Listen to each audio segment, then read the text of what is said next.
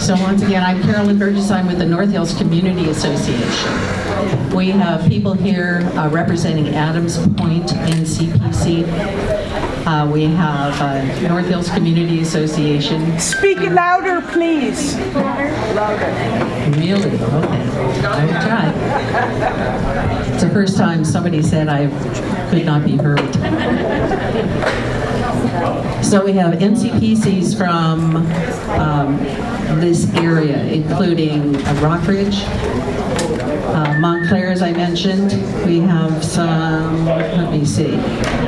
So if the Rockridge people, could you raise your hands there? Thank you. Thank you. Okay. Adams, oh, are they still parking? Adams Point?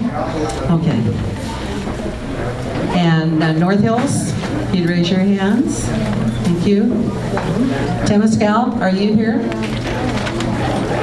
Maybe not. Maybe they're trying to watch it on Zoom. So, Dan Calb, we thank you for joining us tonight with District 1. Janani Ramachandran wasn't able to join us from this district, District 4. So, Pamela Price is here. To my left, and Captain Birch, Oakland Police Department.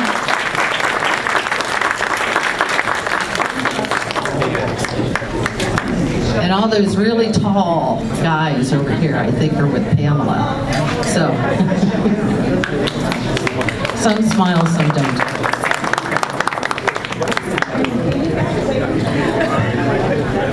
I want to introduce you to the pastor of this church. Hopefully it will bring a calmness to everybody. Pastor.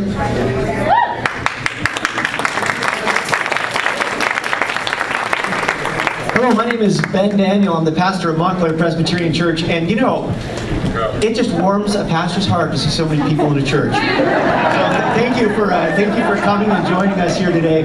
And this is not a church event, but you are in our house, which you know we hope is God's house, and whatever your proclivities in terms of faith or belief. I hope this will be a holy experience. Now I know that it won't always be an easy experience, but holiness isn't always easy.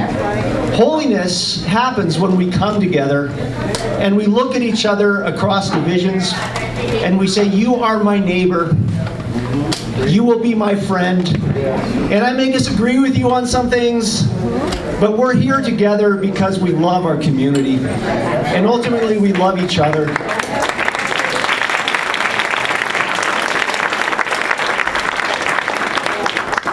My prayer is that you will look into each other's eyes and see there a sense of holiness, see there a sense of commonality, and ultimately you will look inside yourself and find a bit of love as you interact with each other here tonight.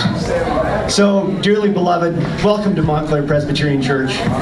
This may not be an easy meeting, but my deep prayer, is that it will be a blessed meeting, and that you will be blessed and you will be glad you were here. Amen. Tonight we want to raise awareness, we want to communicate, we want to give information. When I talk to some of my friends, I am surprised at the misunderstandings that are going on. We want to all feel safe. We want to all feel a love for Oakland. And it's been pretty difficult lately. Sometimes, just like you read on the news, there's too much in the media, and it really scares us. So we want you to have an open heart, as the pastor just said, and an open mind. And remember that life is full of change.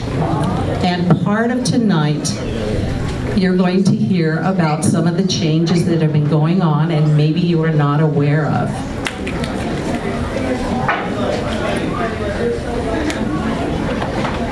So we want you all to listen and just be open. So first I'd like to introduce Pamela Price. I'm going to read from this so I don't mess it up. She graduated from Yale University with a BA in political science in 1978. She came to California, where she attended Berkeley Law School and received her JD and an MA degree in jurisprudence, and also social policy in, should I say when you graduated? 1982, okay. She was admitted to practice law in California in 1983, and she is a survivor of the Ohio juvenile justice and foster care system, and was emancipated at the age of 16. So, she's prioritized mental health support and is developing mental health advocacy commission to help address mental health needs of our community. She is the first for the Alameda County District Attorney's office. So she is the first to do this. So, Pamela.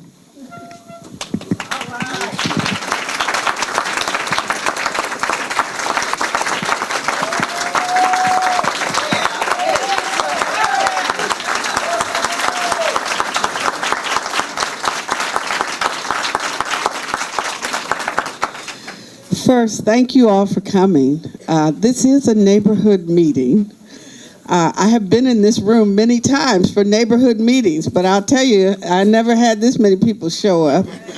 So it's quite an honor to be here. I've been embraced by Alameda County, as you all have heard. I came here to go to law school in 1978, and before I became your district attorney, I became the lawyer that I always wanted to be. And I owe that to each of you. So thank you as we begin. I wanted to provide some information about the district attorney's office, because as our host has indicated, there's a lot of information that the public hasn't always gotten. I am the first African-American woman to serve in this role. I'm the first non-appointed, non-anointed district attorney in Alameda County in 100 years. And so, thank you, it's an honor. People say, why does that matter? What it matters is what we see here tonight. Very few people were paying attention to what the district attorney was doing before now. So now we get an opportunity to find out, what does the district attorney do, and how does this office serve our community? I came here from New Haven, Connecticut, rolled in from New Haven, drove cross country in a Dodge Dart, a little yellow car. Came from Cincinnati, Ohio, and yes, I am the first foster child to serve in this capacity. I am a child of the civil rights movement. I was arrested in a civil rights demonstration when I was 13 years old. I got tracked into the juvenile justice and the foster care system, and I literally made it to Yale College by the grace of God. That's right. So, I am the person who is not supposed to be here. And when Brian Stevenson talks about none of us want to be judged by the worst thing we've ever done in our lives, I got that testimony. Because I'm only here because I had 3 foster mothers, Amy Jenkins, Lorena O'Donnell, and Alice Aaron, who kept their hands on me. And those of you who are people of faith understand what that means. They prayed for me when I did not want to pray. But because they prayed for me, and my birth mom, who kept, through all of her fears, kept praying for me as well, we made it through. And I got a great education at Yale, and then I came to California. I got a great education at UC Berkeley. I got to be a great lawyer. I had a wonderful practice. And in 2017, a young man said to me, "You should run for district attorney." And I said, "Why would I do that?" And he said, "You need to look at what is happening in Alameda County."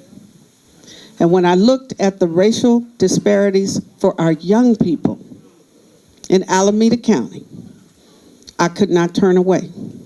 I could not say no. I had to say, okay, let me do what I can do. Because you will hear me often say I'm a drum major for justice. And I am a child of the legacy of Martin Luther King Jr., who said that injustice anywhere is a threat to justice everywhere. And I have lived my life on that principle. And so when I saw the injustice in our community, in the criminal justice system, being a lawyer who had a great education, a great practice, I understood that I was privileged to be here and that I had a responsibility to do what I could do to fix the problems. And so those who ask, why would a civil rights lawyer want to be a district attorney? It is because the district attorney is a minister of justice. The district attorney is not the police officer. The district attorney is not the person who stops crime from happening, who intervenes, who catches the criminals, who investigates the cases. The district attorney is the person that decides after a crime has occurred, what does justice look like for the people who have been impacted by that crime? Both the person who committed the crime and their family, and the person who was the victim of a crime and their family. And so that's fundamentally the responsibility of the district attorney. Now we have no signal. Okay. Yeah, because put in password. Yeah, sure. Okay. So thank you for having me here tonight. I'm Captain Clay Birch. I'm the Area 1 Commander. All right, how about that? Is that better? All right, I'm going to get used to this. I'm kind of of a germaphobe, so I'm going to try not to touch my mouth. I'm the Area 1 Commander. I'm here in Area 2. I know it's a different area, but I keep tabs on Area 2. I'm also the acting deputy chief at times as well.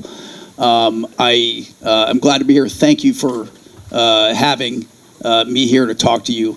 I hear some frustration. I know there's some frustration in the group. I feel your frustration. I appreciate it, and I want to talk about it tonight. I know it could be a long night, and I'm here for the long haul, and I appreciate your time. I appreciate DA Price's time. We had a little conversation prior. I hope it will be a very collaborative, very productive meeting. I know I hear a couple things on her platform that I find common ground. One is public safety, of course, and you mentioned the mental health crisis we have going on right now, and at the police department we are prioritizing both. So I appreciate once again you having me here, and I look forward to a very productive night. Follow-up meeting. Not my call, sir, but I will be available for any meeting that comes up in the future. So thank you very much for having me.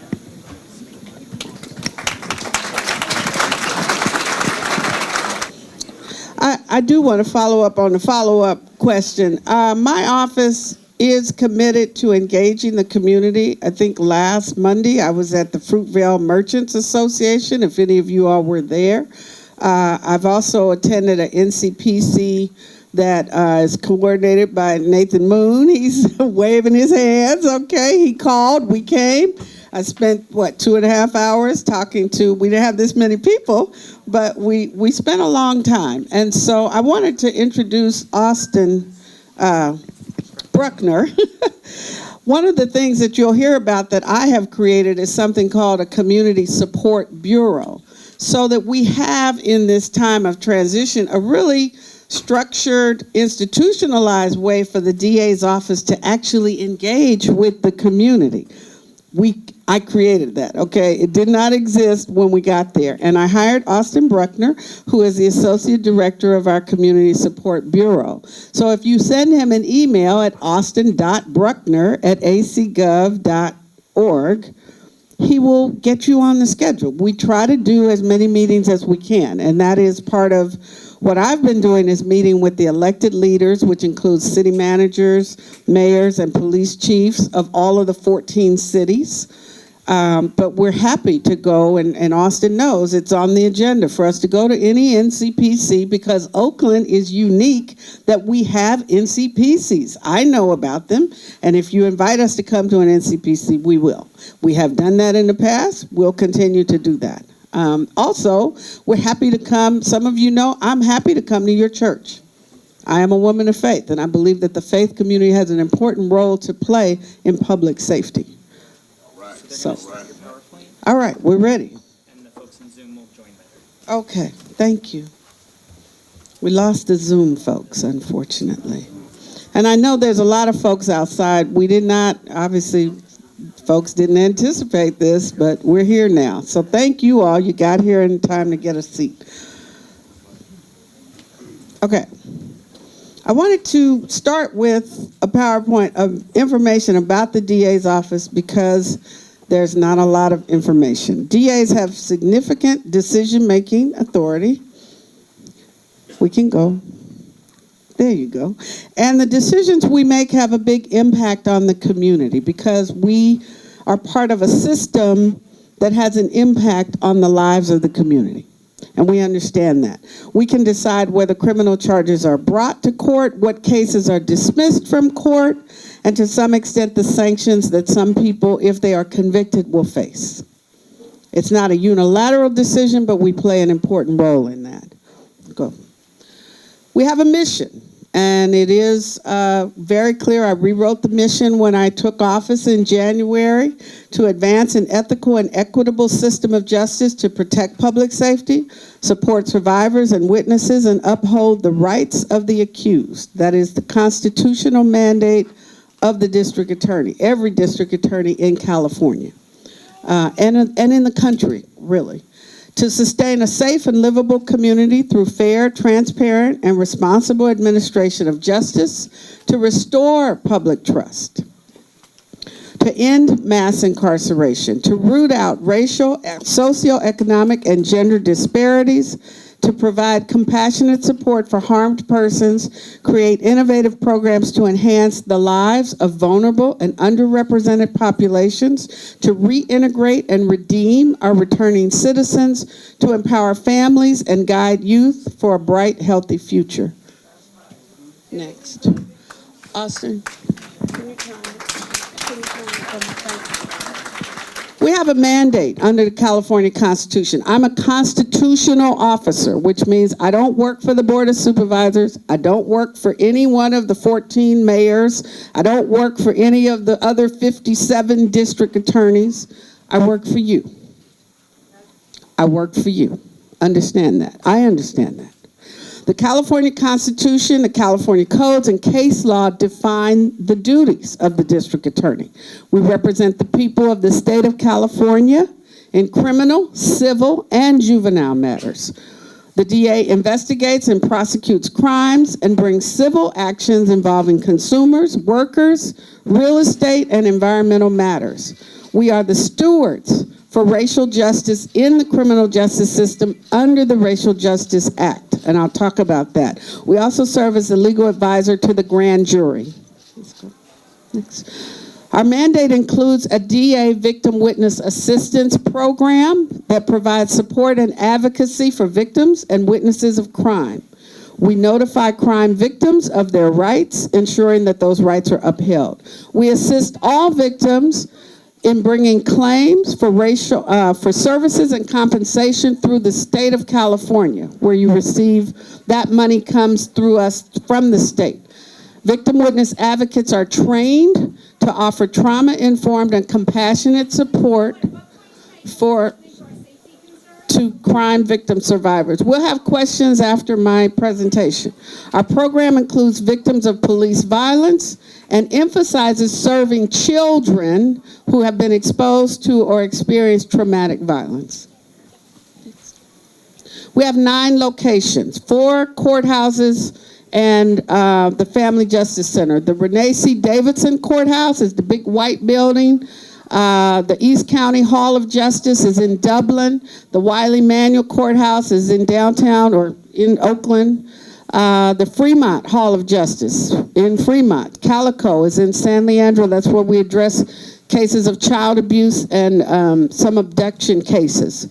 Consumer Environmental and Worker Protection is in Oakland. The Juvenile Justice Center is in San Leandro. And we have a Victim and Witness Assistance Office in Oakland and the Family Justice Center. This is our history. Since 1938, Our district attorney has been appointed by the Alameda County Board of Supervisors, or they ran unopposed in their election debut.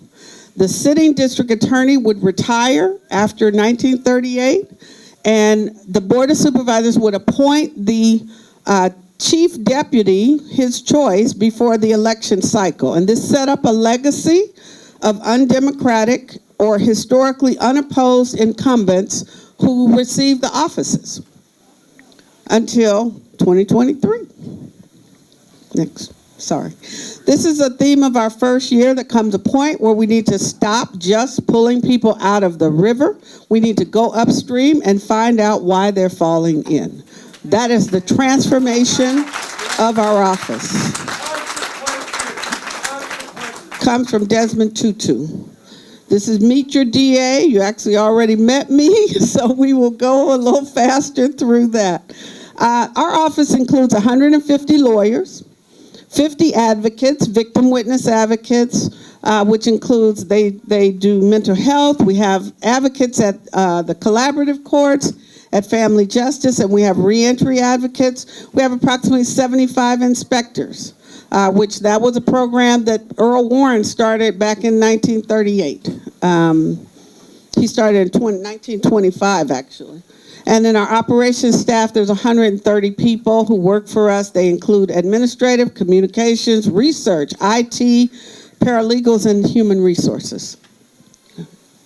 Our bureaus and units include the Criminal Prosecutions Bureau, the Consumer Justice Bureau, the Civil Rights Bureau. We're in the process of forming a Gender Justice Bureau, and we have just recently launched the Community Support Bureau, which I brought in Austin Bruckner. We have an Administrative Services Bureau, an Investigations Bureau, and a Communications Bureau. So, okay, what does the DA need to proceed? We have to establish, every case, we have to have proof of guilt beyond a reasonable doubt. And some folks may have heard this on television, but trust me, it is a high standard, okay? And it comes from the California District Attorneys Association. It comes from the United States Supreme Court, let's be clear. But it is, that standard is given to us, to every district attorney, it's in part of our uniform crime charging standard. What does it mean? After considering all of the evidence, the jury will likely have an abiding conviction that guilt is the only reasonable interpretation of evidence. Go. So this is, I'm gonna run through this quickly for those, just to give you a criminal justice 101, the anatomy. There's the crime, there's the report. Some people want to know it because everybody does not know it, okay? I'm sorry. Okay, I'll skip this. Maybe you'll find out about it later. We can go through, that's fine. Keep going, keep going, keep going.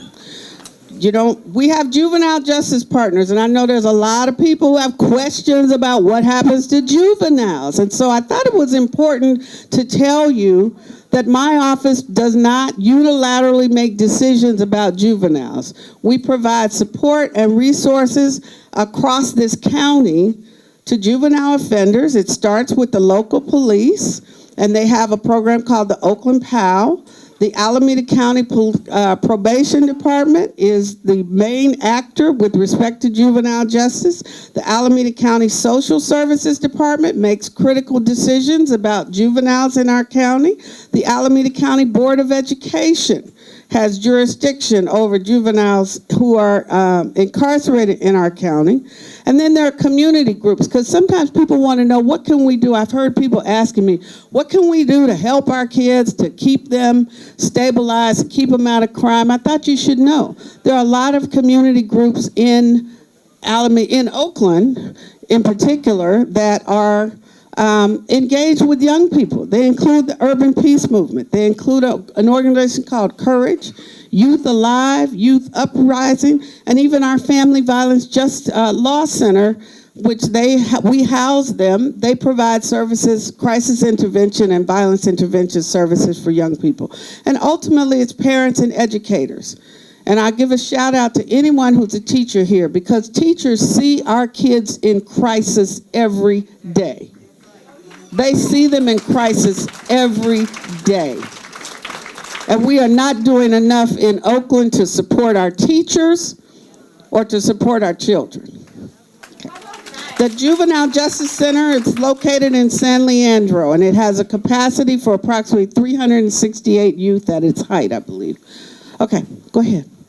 Our victim, survivor, witness advocates, we're very proud of them. They are our first line of engagement with those who suffer, who are victims of crime or who witness a crime.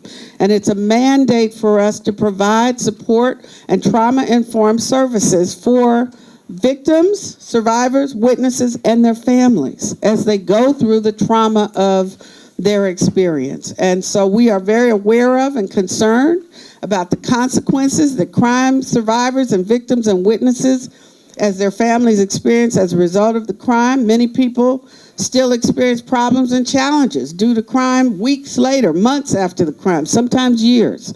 Trauma and victimization, especially for children, have been found to contribute to crime and violence. And that is why I have directed my advocates to please focus on children. When you are confronted with a situation where there's been some violence in whatever circumstance, if a child has witnessed it, we want to make sure that we're reaching out and getting that child services.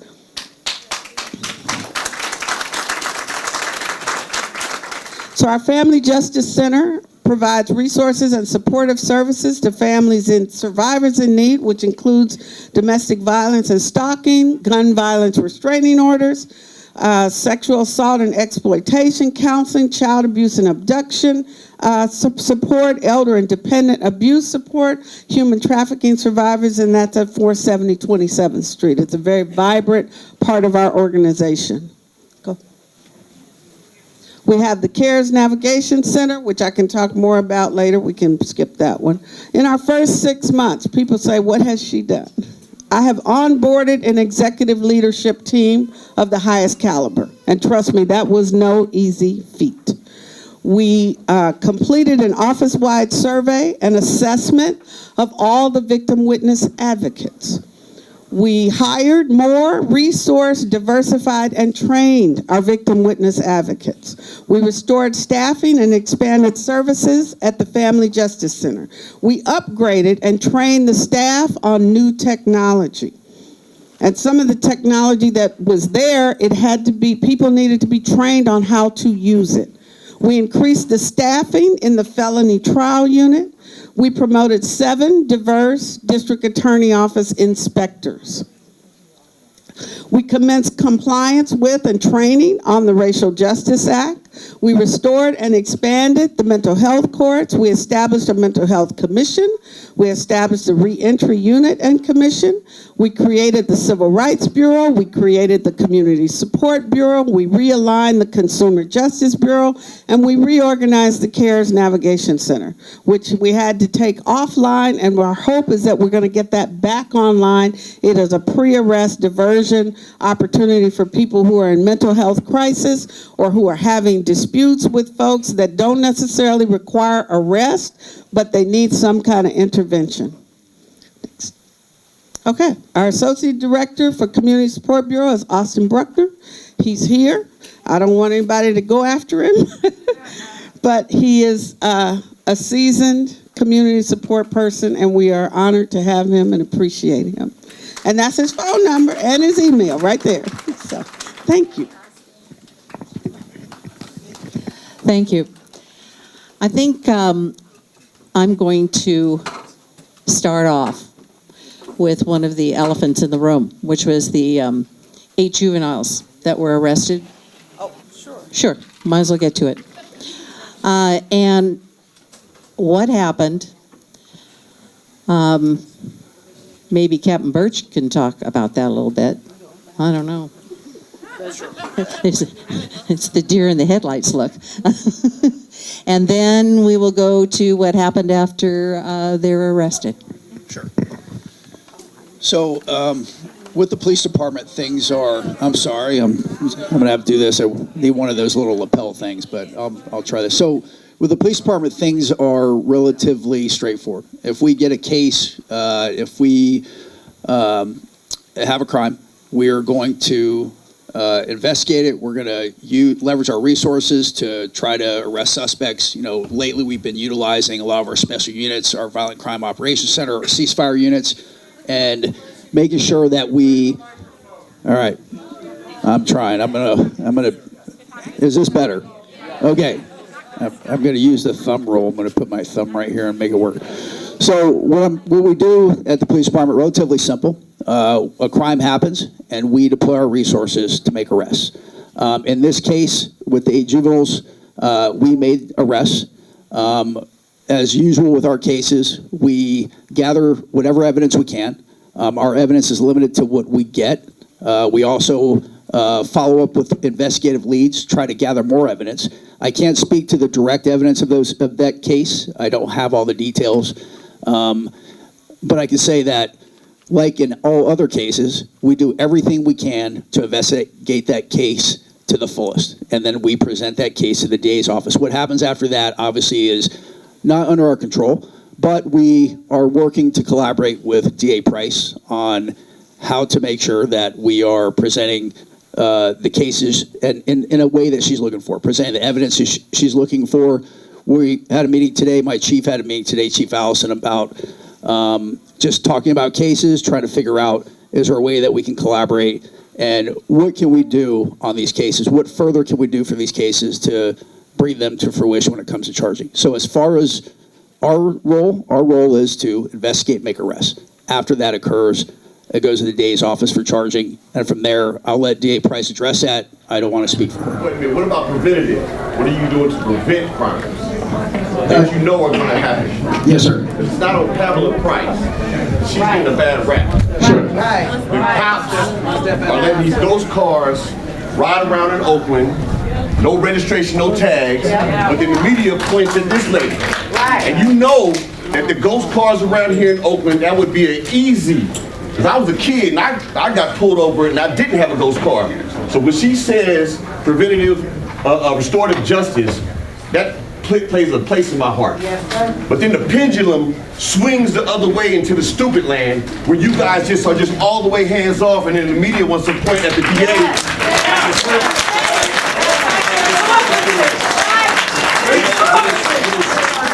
Sorry, my fellow brothers in blue. I know your hands are tied, but you gotta be doing some preventative stuff. Yeah. You know, you standing here on the corner right here in Montclair, you can hear the bucket cars come up here robbing us blind.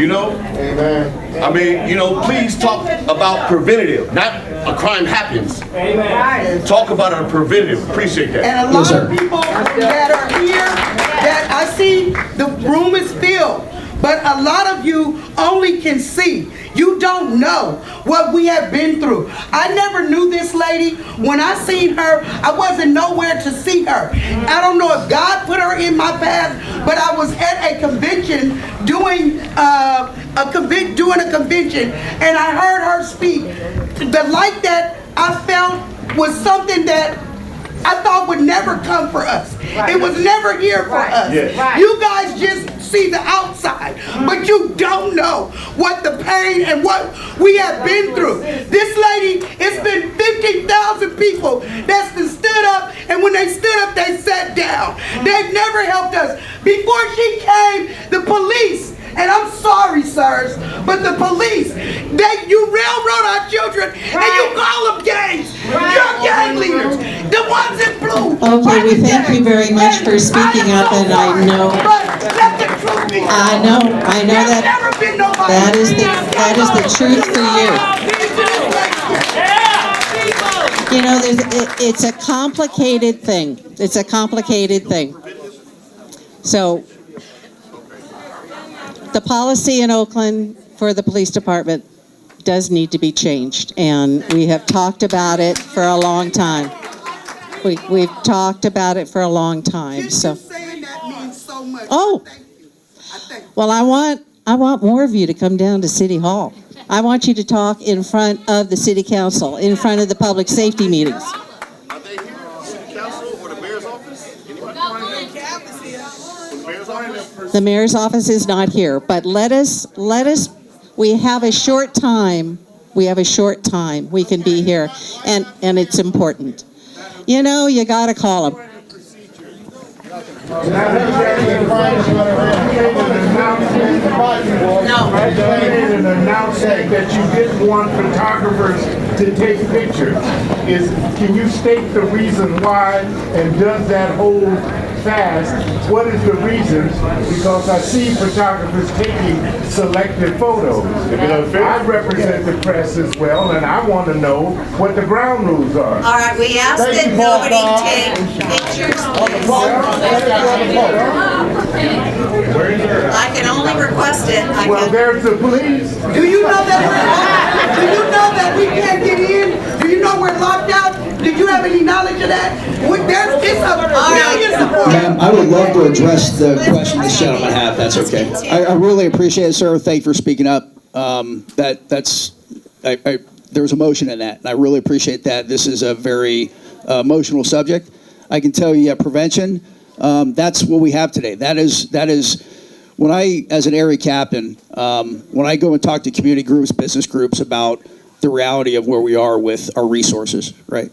Our reality is that we all have to be thinking about prevention as a community together, right? One of those things that we do at the PD, we do, I would say, with just our police resources alone, that is about 80% of how we deploy.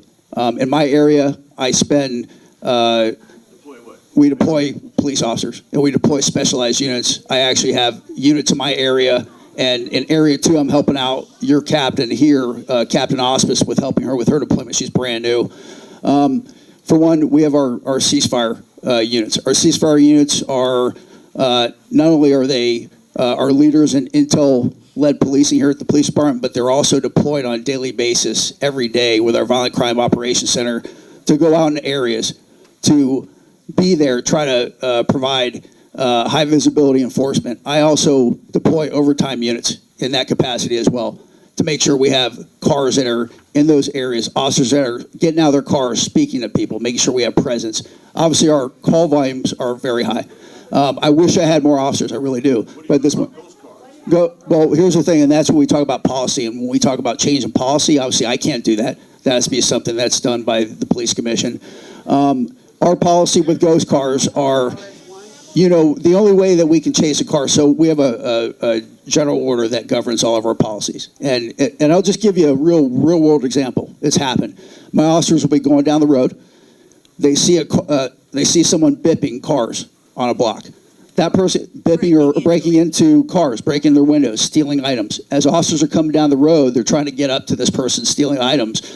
After those people see the police come, they usually have lookouts. They're very good at this. They become professionals at these thefts. So they see my officers coming. They jump in their car immediately. They take off. My officers turn on their lights. They can't do much more than that. The groups of criminals we're seeing a lot of groups out there that are very savvy in that business. They're doing both burglaries and robberies. If all we have is a burglary and my officer sees 5 cars being broken into and that car takes off, we can't chase that car. That car, we have to try to call for air support. Our air support's very limited as well. We have 1 helicopter for the city. If it's up, that helicopter, because of budget and resources, is only up 10 hours a day. And then for any kind of special calls that we have, we can ask for pre-deployment on that helicopter if we need them for a planned operation. But if we don't have air support, which usually we don't, that car is in the wind. We've tried to use surveillance technology. We've looked at this one technology called Star Chase. It's ineffective. It's a kind of a futuristic technology where we're able to shoot a projectile from a police car onto a suspect car and then track that car. We have not been able to deploy. It has to be almost perfect conditions to deploy that. We have not been able to do it because conditions are always fluid. So we can't chase that car. So when we talk about policy, we are governed by policy and we are limited by policy. The ghost cars that you see, most of these, we've come to realize that about 80% of the crime is done by a small group of folks, right? So, a small number of folks, but different crews that are doing them. And they're savvy enough to know that if they steal cars, right? We don't chase for stolen cars either. So if they steal a car, if say there's a switch plate on a car, and a lot of them are using switch plates or they're using just stolen cars, that's reality. So we see a stolen car breaking into cars, we can't chase for either one. So at the end of the day, they just go. So we are very fortunate at times. Yes, sir. They do. Yes, sir. I understand, but my officers will not break policy. That we just can't. Ask for the highway patrol and the National Guard to come in. San Francisco's doing it. Let him finish. Let him finish. The sheriff's department will help. The sheriff, you gotta ask. You gotta ask. Ma'am, I feel the frustration. Trust me. We're just as frustrated. We can't change.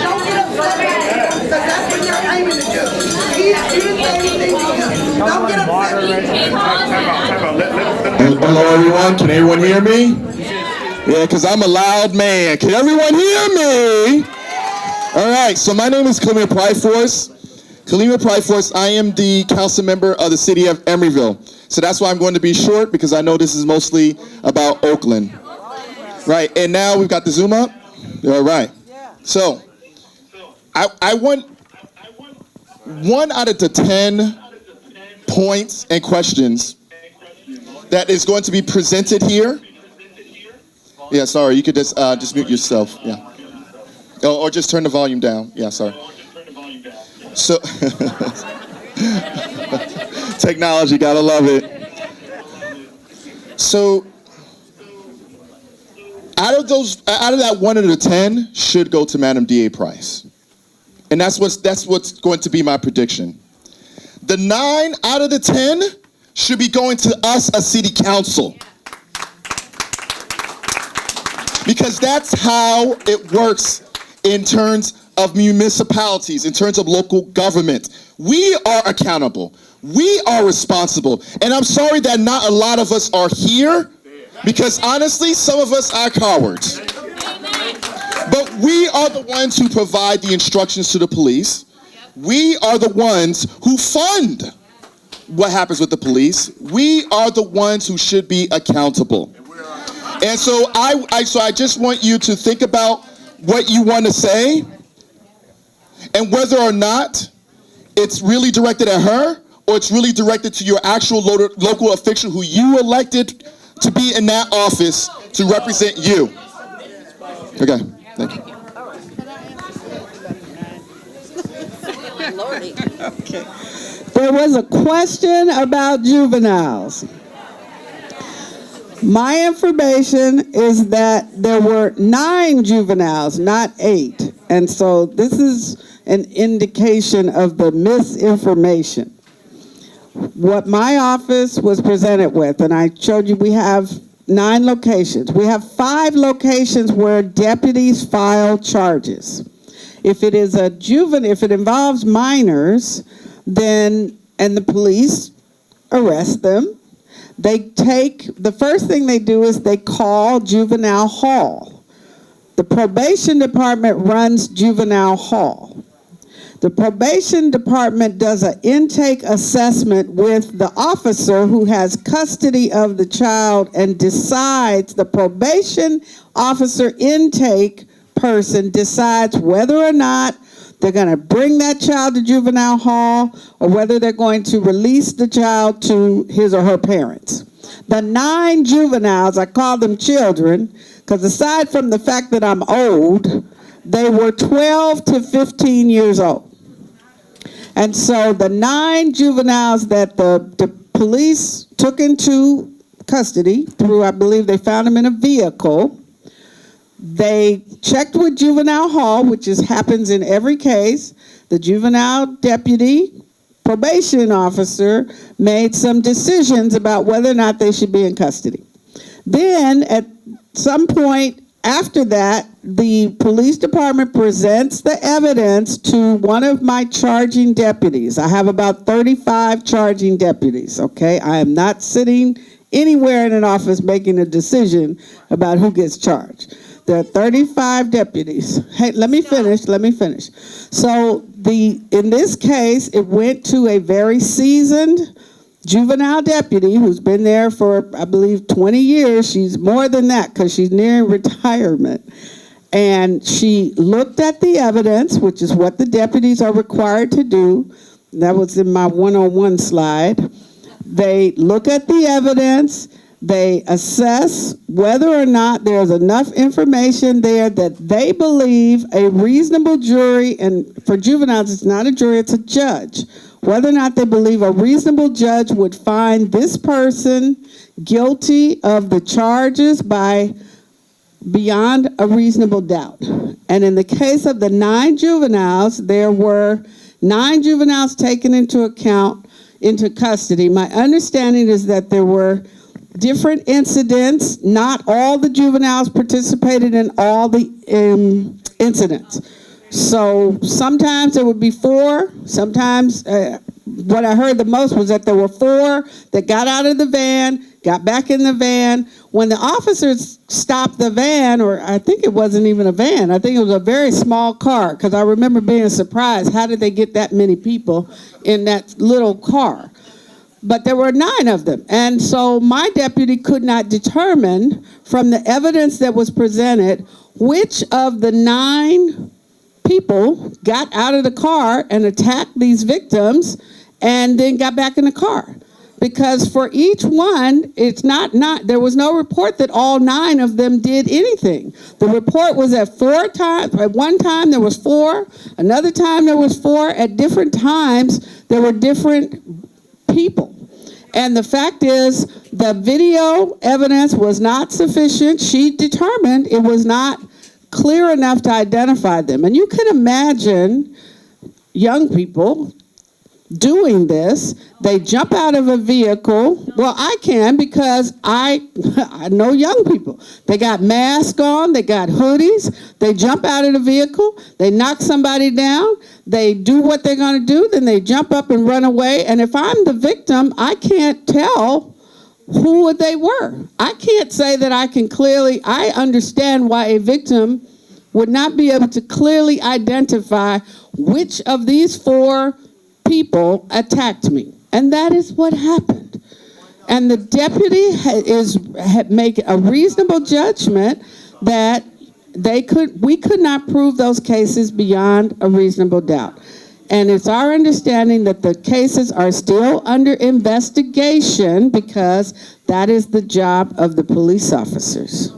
So, and I appreciate the captain. We are not here to point fingers at the police.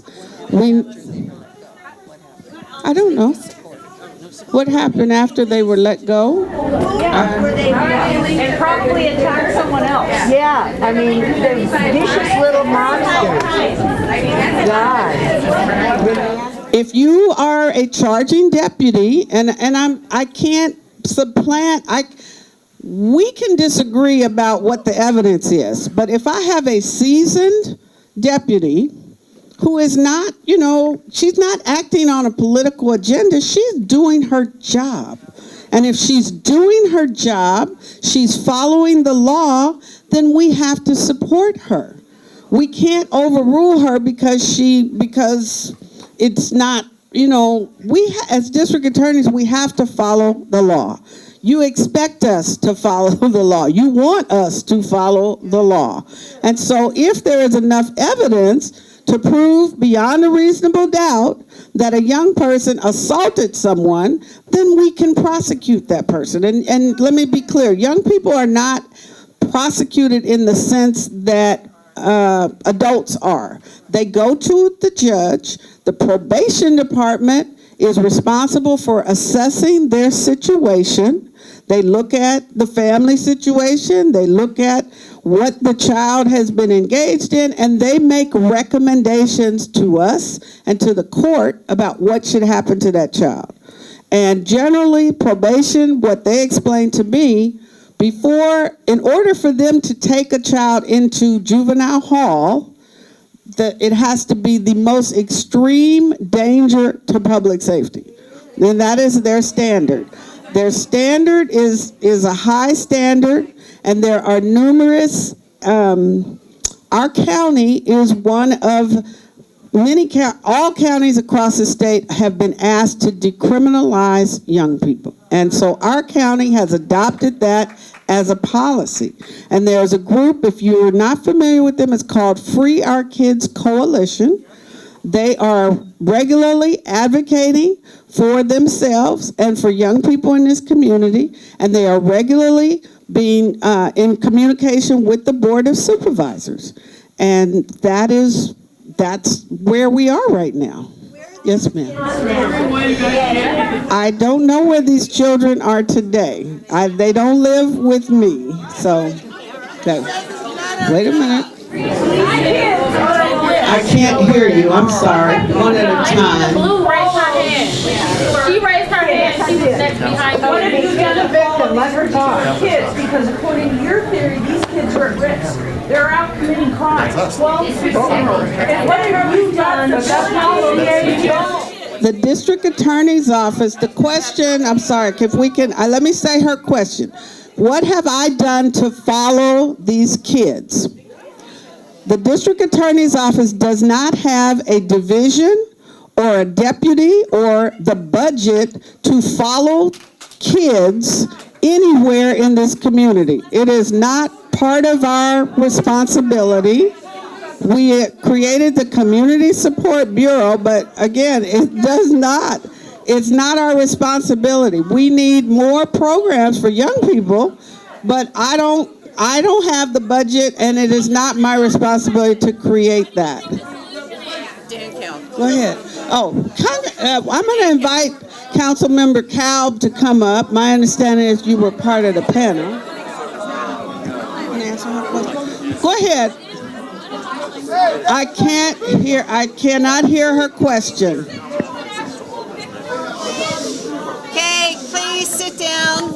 Sit down, please. If we continue this, we won't be able to hear. And we only have a little bit of time left. Dan Kalb. Okay. That's fine. Do it. Yeah. Sure. Hopefully individually. Yeah. Okay. I just wanted to ask a question. All right, we're not going to be able to have any meeting if people keep on calling out. All right? So, shh.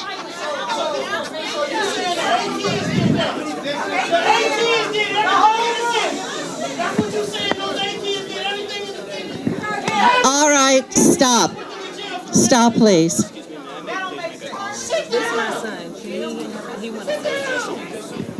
Let's get some calm here. And I don't know what your statement is, so hold on. Sure. I just wanted to ask a question of the DA.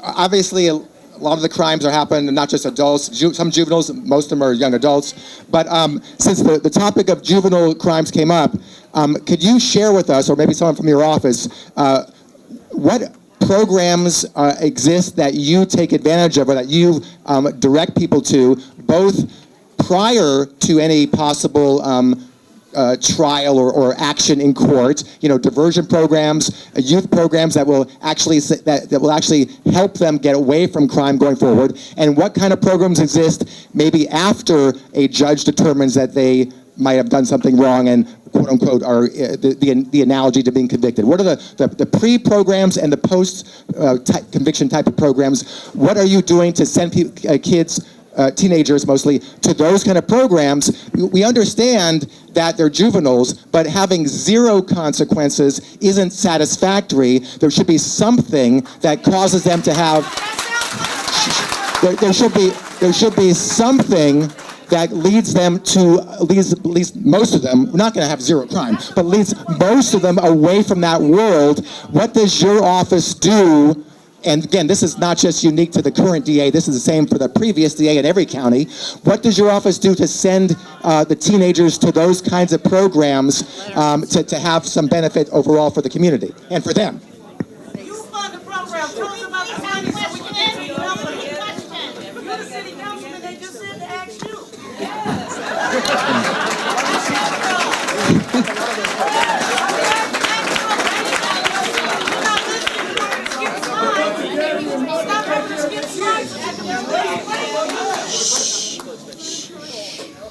When I was elected to become your district attorney and I took office on January 3rd, I was not made aware of any programs offered by the district attorney's office before or after a young person is arrested. And in the 6 months that I have been there, we have not created new programs for young people before or after they're arrested. The Alameda County Probation Department manages young people. And if you want the Alameda County Probation Department, or, the city of Oakland, to provide those kinds of programs, then you should take that to the Alameda County Board of Supervisors, okay? I understand what you're asking, Dan, and certainly before, when I was in private practice, I spent a lot of time working with youth organizations, with young people, trying to give them jobs, the Richmond Youth Organization, the Oakland Summer Youth Program. I employed young people in my office. I went to events where young people were talking about the things that mattered to them. So, but I'm no longer in a private capacity. I am working every day, sometimes 12, 14 hours a day as the district attorney. And my job does not include doing the things that you're asking about. It's not.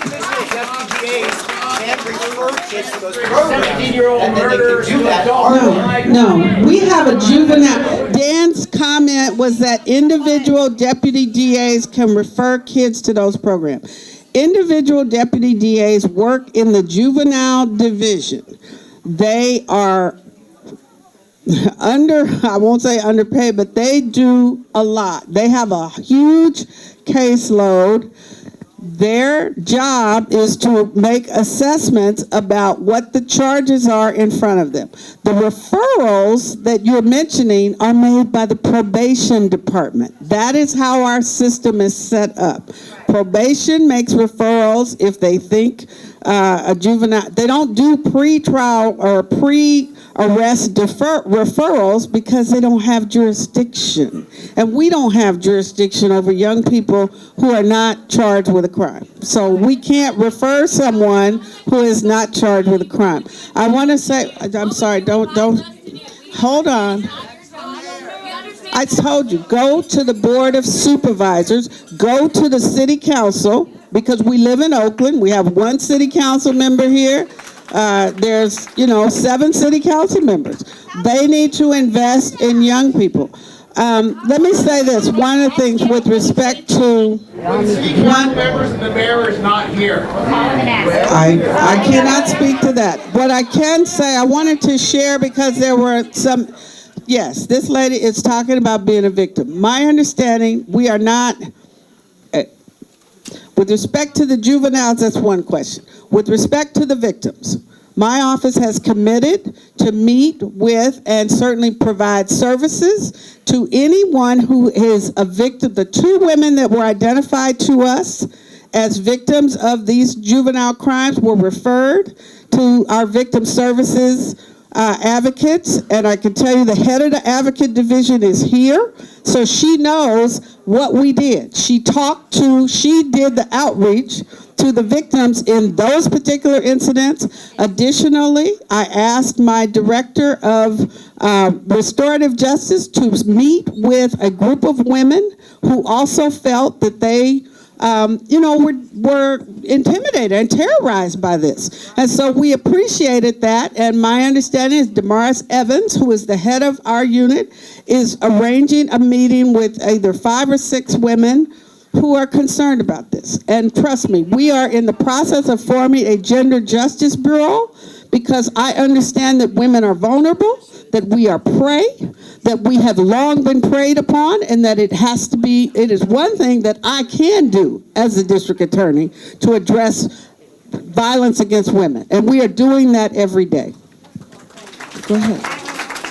Yes, ma'am. She'll need that. Oh, no, we can't do it. You'll need to.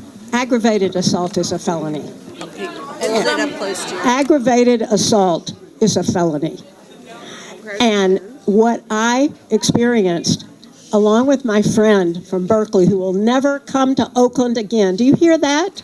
Because she was dragged by her hair across the sidewalk. We ended up putting her in an ambulance and taking her to the emergency room. And, you know, giving her a chance to get reimbursed for her all of the money she lost and the credit cards and all of that and changing keys and all of that. I just want to say that there must be consequences. It's unreal that there are no consequences for these children. Was she identified? Now. Could she identify the people? No, but we can say that these were I know, my question was the juvenile identified? No, And she said no. No, because they have the whole thing. That's the problem.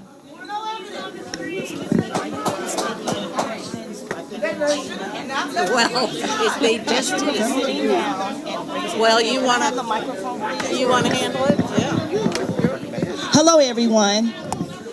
Excuse me, sir. We still have to respect one another and do this in an orderly manner. Closer? Okay.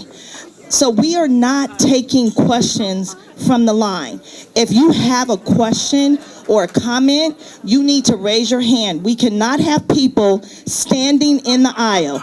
Okay, sit down and then raise your hand. But we are not taking any questions from people who are standing in the aisle. Ma'am, you will have to sit down as well. Everybody. Yes. Ma'am, can you sit down, please? So this is what's going to happen. I need you to listen. So what's going to happen is this young man is going to point you out, and he is going to allow you to ask a question of DA Price. If you are screaming or talking loud, we are going to pass you by, because this is a respectful meeting, and I want everybody to do that, okay?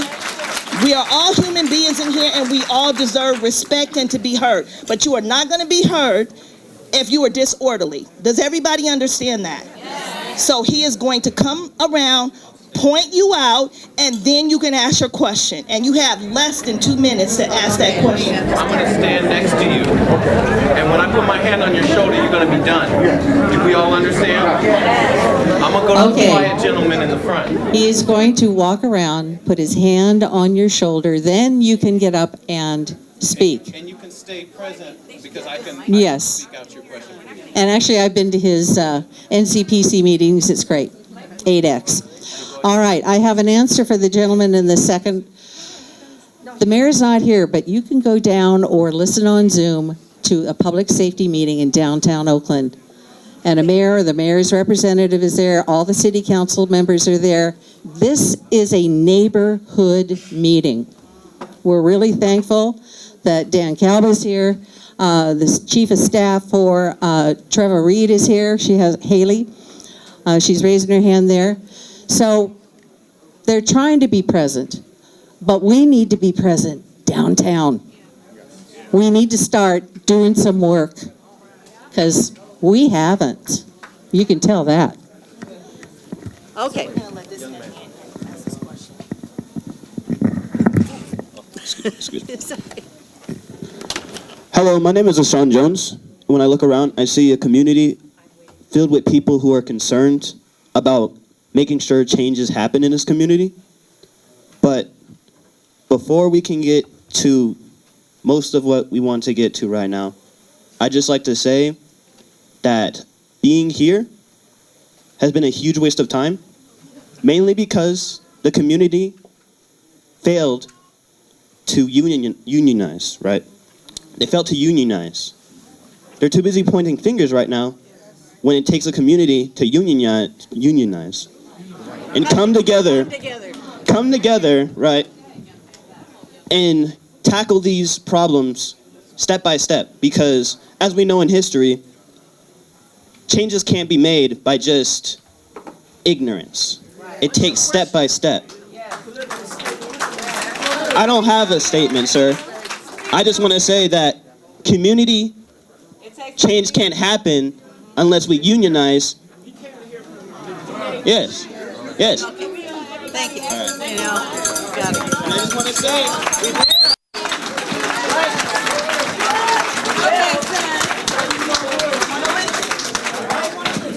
been there for hours, and we haven't even been able to make progress yet. Right. So please, listen, because you came here. I support what the young man says to the extent that we have to come together. It is going to take the whole community to address the issues that face us. But we have to come together with love in our hearts. We can't come together pointing fingers and shouting at each other and being angry about how somebody's not doing something or what they're doing or what do we, we really have to come together to find solutions. What I have said to each of the 14 mayors that we are meeting with, and we met with about half of them, including the mayor of Oakland. I met with her twice. I got to meet with Chief Allison today. We got to I've met with Ceasefire twice. None of us are going to be able to solve these problems by ourselves.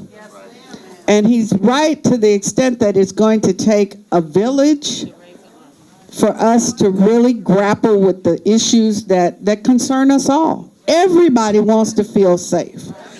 All of us got a story about somebody, either us personally or somebody we know who got hurt. We need to do better as a community. And so we need to listen to young people a lot of the time. Okay, we're ready for a question. We don't want stories. We have a limited time, okay? Questions. Thank you for letting me ask the question. This is really about, for me, a question regarding how these youth get into this position. I grew up in East New York, which is really violent, much more violent than Oakland. I know what kept me and my siblings out of prison, my parents, my teachers. So my question is, because we arrested these youth, they were masked. We figured out who they were, though, when the masks came off, I assume. They weren't in court or in probation with masks. My question is, what happens then? Because they're going home to parents, guardians, or someone if they're unemancipated. So that's my question is, how do we stop this hamster wheel of crime? Because that's really the question, at the end.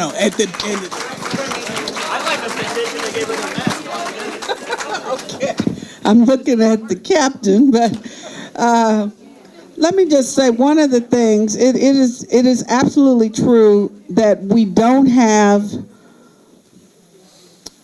a mechanism to hold them accountable after they get out. I get that. What I said to my team was, can I, as the district attorney, send a letter to the parents or the guardians and say, your child has been, identified as perhaps having engaged in some criminal activity. Right, and we're looking, and your child is under investigation. I don't have that answer yet from my team because I am the district attorney. I can't just talk to people who are accused of crime. The public defender is like, no, they're like already screaming that I'm doing too much. So my capacity, the authority that I have is limited to people who are charged with a crime, or if they're an adult, we have mechanisms for pretrial diversion. I'm not in charge of pretrial diversion for juveniles or post-trial diversion or any of that. Thank you. The parents even know.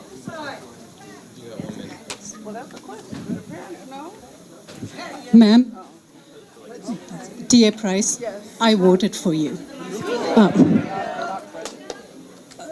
Can everyone hear me? Yeah. I am a victim of carjacking up in the Oakland Hills on July 1st at 10 a.m. in the morning. I was pulled out of my car at gunpoint and deposited in the middle of the street. They took my bag, They took everything. This is 10 o'clock in the morning up here in Oakland. Dear Price, I voted for you, and today I ask you, I don't feel safe here. I am an immigrant in this country, but I've lived here for 20 years, right around these neighborhoods. And I'm shaking while I say this, but I'm asking of you, and I'm asking you, Officer Burke, what are we doing to prevent this?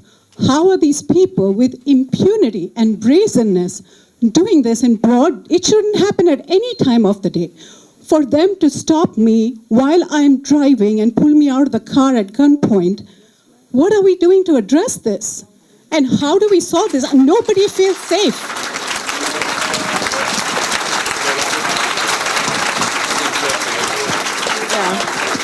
This is a question for Officer Birch.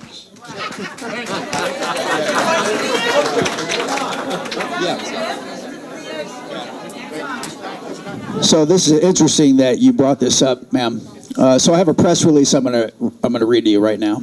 OPD makes several arrests in connection with carjacking series. Oakland Police Department arrested multiple individuals associated with carjacking series. On July 26th, officers assigned to the Violent Crime Operations Center, VCOC, located an individual wanted in connection to a recent attempted carjacking on Skyline Boulevard. Sound familiar? VCOC officers attempted to stop the vehicle in the 2600 block of East 12th, and that's what we do. Our VCOC tracks groups, and this was a group that we obviously were tracking along with ceasefire. We talk about prevention, sir. Part of what we do is we deploy those units using intelligence. I can't speak to that intelligence, but I can say we use certain technologies and certain intelligence to try to get up on these groups to figure out what they're doing. Now, there's more groups today than there have been in a long time. So it's very hard for us with our current resources to track all of them, but I'm going to continue with this story. So due to the phenomenal collaboration, with the assistance of OPD's helicopter, Argus, thankfully they were up at this time. The vehicle was followed to the city of San Leandro. 3 occupants in the vehicle fled on foot. However, they were safely taken into custody by VCOC officers. Due to the phenomenal collaboration and coordination of OPD's Criminal Investigation Division, VCOC Intelligence Unit, and Patrol Division, 3 individuals were arrested, 2 male, 1 juvenile, all of Oakland. Investigators have connected all 3 individuals to multiple armed carjackings in the following areas: Tompkins Avenue neighborhood, Crestmont neighborhood, Sequoia Heights neighborhood, Piedmont Avenue Southeast neighborhood, and Skyline Hillcrest Estates neighborhood. Multiple search warrants have been executed in relation to the individuals in this case. This is an ongoing investigation. The background of the 2 cases. That's not her case. Okay, you sure? Because I can say the Oakland Police, so 2 cases were the background. So 2 cases, hold on, 2 cases. Oakland Police Department OPD is investigating a carjacking that occurred on July 21st, 2023 at the area of Keller and Skyline. No, and Oakland Police Department is investigating a robbery and carjacking that occurred July 23rd, 9 p.m., 12-100. Okay, I thought it was the 21st, but here's it. Okay. Okay, hopefully, ma'am, with this work, with these, no, they do it in groups. Hopefully, we are able to glean some information about your case. That's hopeful. So just regardless, this is an example of what I hear almost every week to almost every other day. We're out there constantly looking. We're using technologies where I'm hoping we're going to find the suspects in your case. Just so you show OPD's not asleep. We are doing everything we can. We feel your frustration.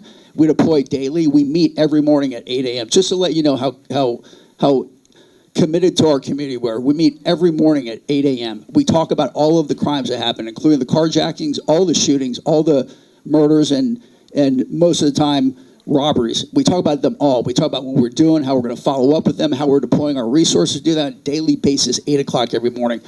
Every Monday, we have about a 2-hour crime meeting going over every one of these. Every Thursday, we talk about every single shooting that happens in town. We have our federal partners in the room. We have probation. We have our county resources. We have all of the special units in town, from federal partners, state partners, OPD, and we talk about how we're going to solve these cases. So we're actively trying to solve these cases all the time, using every single resource we have. I hope we are able to solve your case. Maybe we'll get something from this case. It sounds like an area that's somewhat similar to the area you got carjacked in, and we're hoping to glean something from it. But we will actively continue to do what we're doing. But this is just one example of arrests that I see on a daily to every other day basis.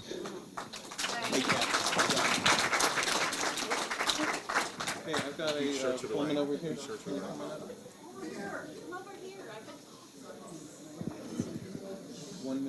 Thank you so much. Hi, everyone. I'm Shakira. I am a Oakland native. I grew up here. I'm also on the Kono district. I am a business owner and a resident in Temescal district, so you'll be hearing from me soon. I want to say real quick, as a board member, we don't have enough seats filled, so all of you are in different boards. You can be on committees, you can show up. I am the only person that looks like me in most of these meetings. As a millennial, I want to just say most of y'all in this room are like my parents' age, and I'm really, really disappointed in you guys. The way that you are talking to each other in a church, this is a sacred building, and y'all are acting like we're outside. I want to just remind you right now that the board that I'm on, Kono District, has been effed up my entire life, full of drugs and just a hot mess. And the fact that I'm on the board right now, we are specifically asking for OPD to foot patrol that Telegraph area. I also bartend, shout out to Somar, and every weekend there is OPD blocking Telegraph and Broadway from 17th to 20th, and that is a waste of time, a waste of money, when you could be really doing work. Small businesses like mine are getting broken into, and you guys don't even have grants anymore to supply us with money to fix the broken windows. So what I'm saying is there needs to be actual work. Maybe the business owners need to get together and then send the Oakland PD a bill.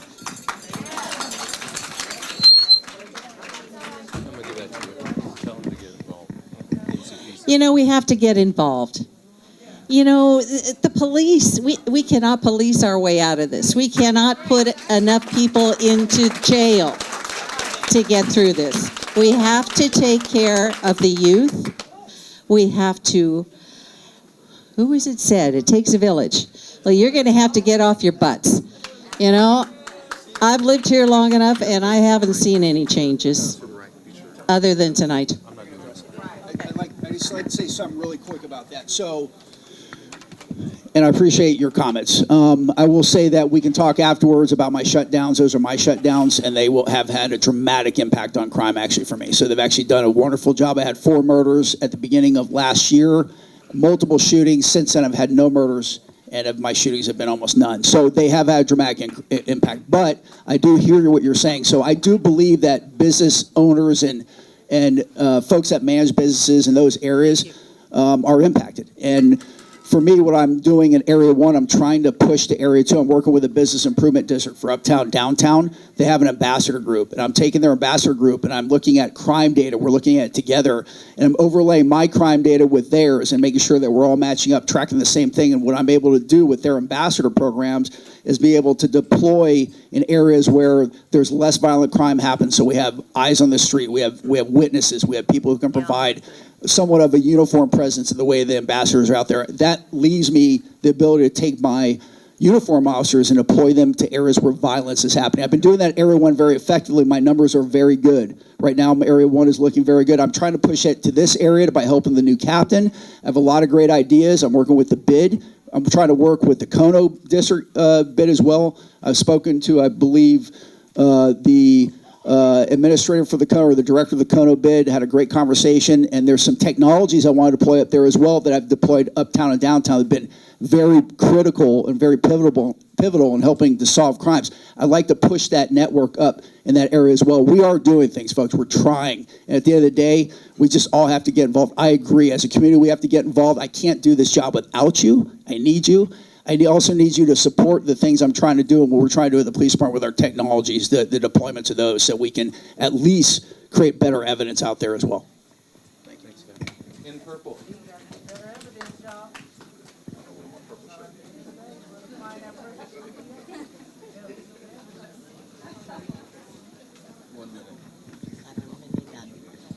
I'm just here to remind you, Carolyn, please just start reading the neighbor submitted questions that were submitted in advance by the residents of Beat 13Y. Can I do that? Maybe you can do one of those and then also take a question from the floor.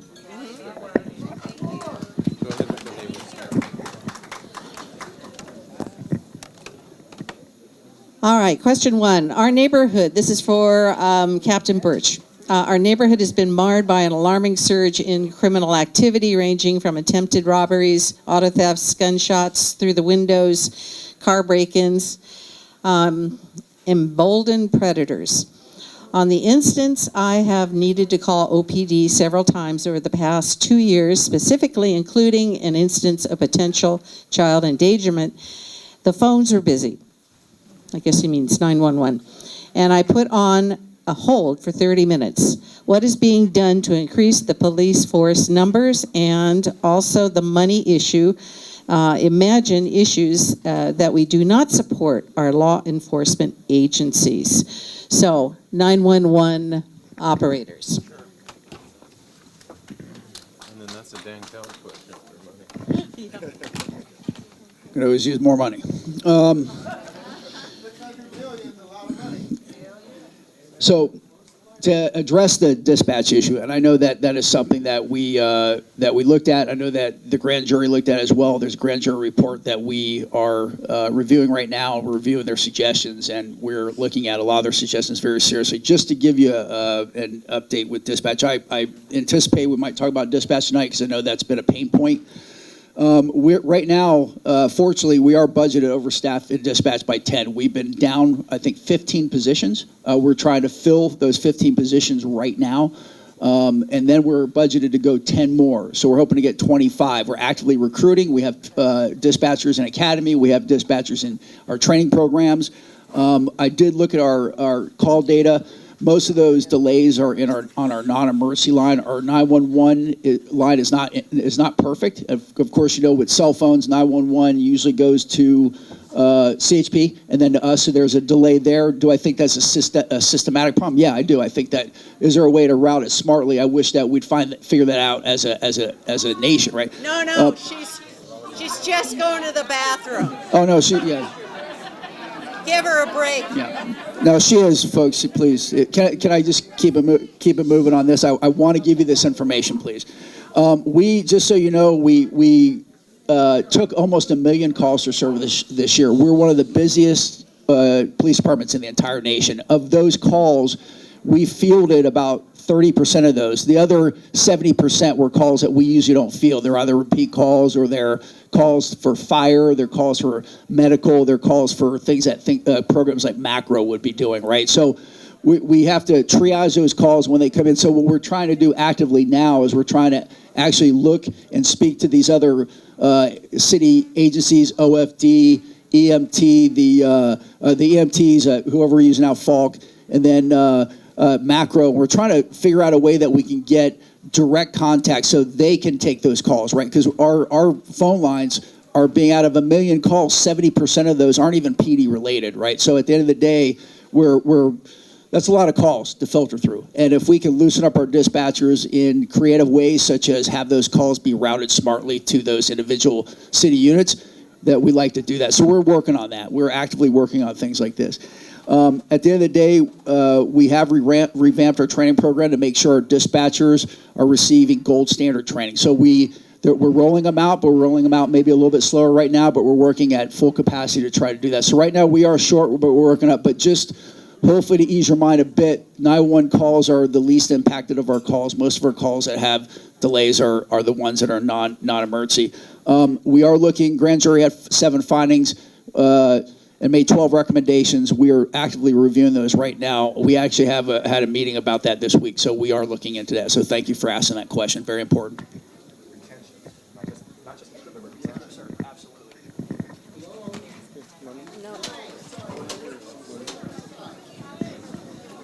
Okay, I want to first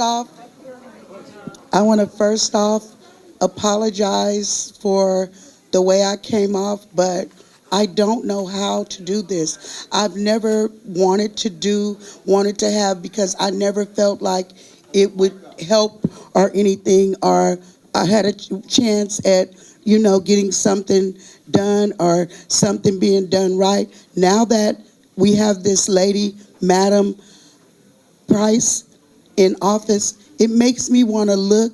It makes me want to try to understand how this go, and maybe some righteousness is come. I've never wanted to look. It was just too much, too confusing, and I never felt like there was a chance in the world to see me and who he was until this lady came. I want to now, and I don't know, I never did this before, so I know I may have shouted out, I may have said some things, and just with rage because I don't know how.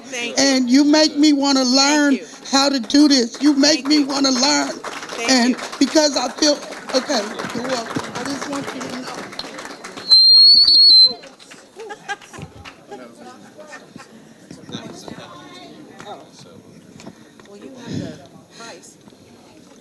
Thank you. I appreciate that there are many people who look at me and see hope. That's right. I appreciate that. My goal, one of my goals is that I will give young people hope. That because I was on doing some things that I shouldn't have been doing. But because some people believed in me, that they helped me find another way. And I think that that is the challenge for each of us. We passed over quickly my slide, but I will tell you, I urge you to volunteer with Oakland POW. Volunteer with the Urban Police Movement. Volunteer with Courage. Volunteer with Youth Alive and Youth Uprising. If we want to see young people have a healthy, bright future in this community, we got to put in the work to help them get there. So, thank you. Paula. Over here. Over here. Keep looking that way. Go over here. Let me this side. Let me this side. Thank you. First of all, if you're interested in violence prevention, on September the 12th at the public safety meeting, which starts at 6:30 in City Hall, they will be considering whether or not to cut violence prevention programs in Oakland. I encourage any of you who care about violence prevention to show up. Now, my question, sir, is, so I understand why we don't chase the cars, because if you chase the cars, then you're going to kill somebody with an accident. I understand that, sir. But why don't you at least put up a barrier or a roadblock or something to stop those cars? That's my question. Ma'am, I appreciate that. I wish it was that easy. I mean, things on the street are so fluid, we don't know where people are going to go or which way they're going to do things. So when we come up, usually things are in an instance. And I'll tell you how it works, and I've seen it happen. You know, I look at the crime data all the time, and my officers, I have officers deployed in just say Jack London Square. I talk about my area because I know it well. My officers will literally drive a block past a certain intersection and make the block, and when they come back, there's 2 cars that are broken into. Okay, that happens that fast. So at the end of the day, the criminals have become very savvy. They can knock these things out. They can knock 2 or 3 cars out in 30 seconds, and then they're moving. They're always looking for us. They're masked up. There's definitely some issues with masking and some of the things that we're seeing out there with trends, because they know that's how you get away with it. We use stolen cars. We don't have a technology that deploys a roadblock like that. I mean, we are looking at certain traffic environmental things that we can do through Oakland DOT or Department of Transportation to maybe throw up some temporary barriers to confuse an area, but that will take some engineering, that will take some research, because once you impact that way, you might impact in an unintended way. So we have to do all the research. Now, at the end of the day, we are actively collaborating with DOT on looking at some of these calming measures that we call them for certain areas. But right now, we don't have a technology that we can just deploy a barrier immediately. There are things we call stop sticks, and we can use those, and we have. But those are usually done in very, not crimes of opportunity, but operations that we are actively surveilling. These crimes are, just to give you just raw numbers, I mean, I was looking at our burglary numbers. It's staggering. Our burglaries are up by 40% in total. This is not an Oakland area. This is not an Oakland only problem. It's right. It's a national problem. The Bay Area has a very large problem when it comes to burglaries. But we're already at over 10,000 burglaries for the year, and we're projected to do over 20. And that's a lot of burglaries. You think about all the cases. You think about all the cases that don't have evidence. You think about all the cases, even if that has evidence, those have to be presented. It's a lot of cases. So at the end of the day, I look for all technologies. I'm actually evaluating technology right now, and I'm not going to talk about it because that would not be prudent. But I'm actually working with the Privacy Commission to try to get a technology through to help with burglaries specifically because I've been working with other violence calming measures in my area, and it's having a great impact. Now I'm really starting to target the burglaries because I think I have a little bit of extra resources to do that, but I have to really look at my resources prudently and make sure I'm deploying on a daily basis based on my crime data. So thank you for the question. I love technology. I just got to find more. We have drones, but those are governed by another policy, which means I can only use them for certain circumstances, and burglaries and whatnot. That's a whole different story. What I have found effective are the cameras that are being used by the Business Improvement District, and those are the private cameras. So at the end of the day, we're able to write search warrants. We're able to write requests for that video, and some of these video networks I'm seeing right now are so good that I'm very happy. They've helped. We've actually, in Area 1 where I'm at, in my uptown, downtown business district, I've been able to solve numerous cases through that camera system. And so I'd like to actually spread the love and see that happen in other areas. And I'm actively pushing that out to other areas and actually collaborating with other captains. Sorry if I went on that.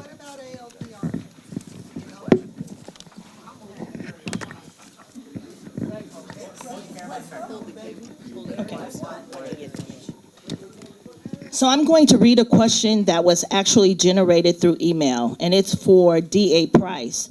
What specific evidence does she need in order to prosecute someone for a violent attacks? Also, what is her biggest struggle or challenge when trying to make the decision to prosecute someone? Is there anything we can do to help her? That's to you.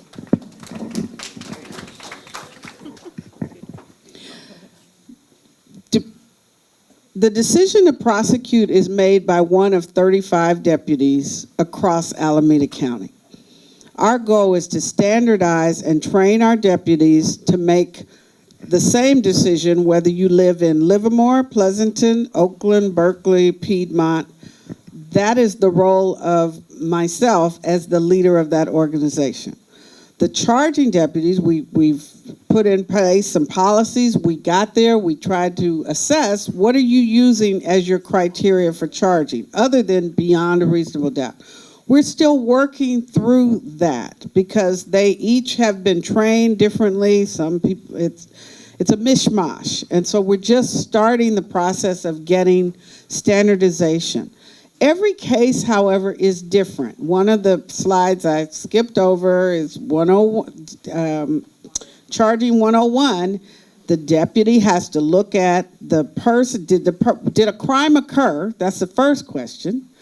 Did the person who you are looking at commit the crime or was accused of the crime? That's the second question. And then can a jury find that person guilty beyond a reasonable doubt? And that depends on the case. I will tell you today, my chief deputy and I were asked to look at a case, and I can only look at cases when the deputies ask me to. And as the captain pointed out, we look at 40,000 cases approximately on average a year. A DA cannot look at 40,000 cases. A DA cannot look at every deputy, what every deputy across this county is doing. It takes place in 5 different locations every day. We are charging people. Today, we were asked to look at a case where a gentleman was accused of 4 robberies. And we were excited about this because we could see that there was evidence, and what the charging deputy said to us, I can charge him with counts 1 and 4 because I believe we have enough evidence to prove that beyond a reasonable doubt. I don't think we can charge counts 2 and 3 because there is not enough evidence that a jury would convict him beyond a reasonable doubt. So that is always the test in every case. And you have to look at the evidence that is being presented by the police. whether that's DNA evidence, whether it's video evidence. And one thing I wanted to follow up on, and let me say this, we all look at television and think this is how crime goes, okay? It's not like television. The crimes don't get solved like anything we see on television, okay? These officers have to work hard to really get the evidence. But one thing that I will say that he posited for me as a suggestion, because I was a small business owner and I couldn't afford to have a camera outside of my building. If I were still a small business owner in this rash epidemic of crime, I would be asking my city council to provide subsidies for me so I can have bigger, better cameras. I'm just saying, okay?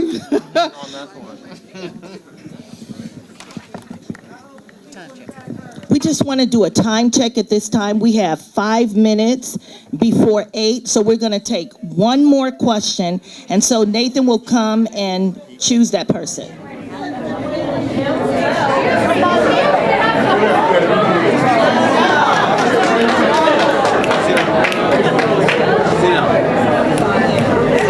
We all know who you are, brother. Sit down.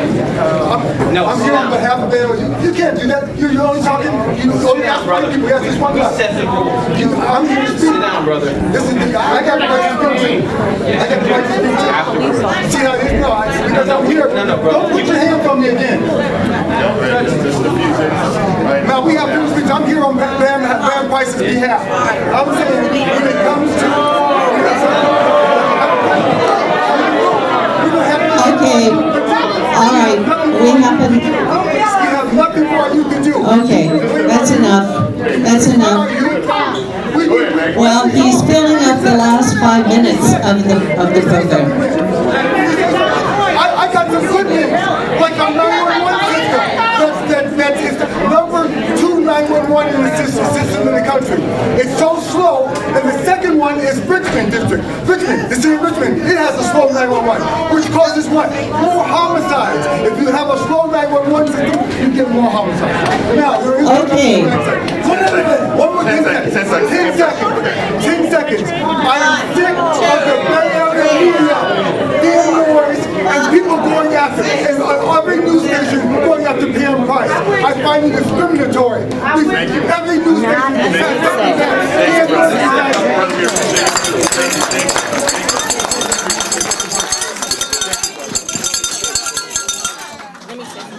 How many meetings have we kicked him out of? Okay, if we can get back to order in the room and respect right now. So DA Price has said that she would like to take 5 more questions, and we're going to do that in a very respectful way. When Nathan comes and calls you, you will be able to come up to the microphone. Question. Yeah.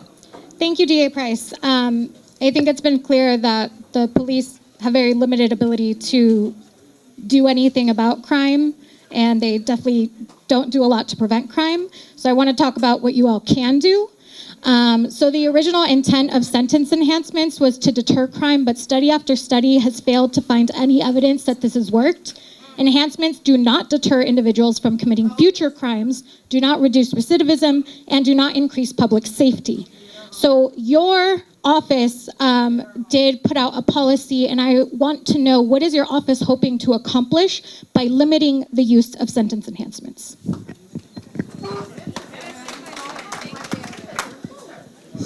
Sentence enhancements, as she says, criminologists agree that enhancements, not only criminologists, let's be clear, we're talking about people who study crime in this country, we're talking about our state legislature, and we're talking about the residents of Alameda County.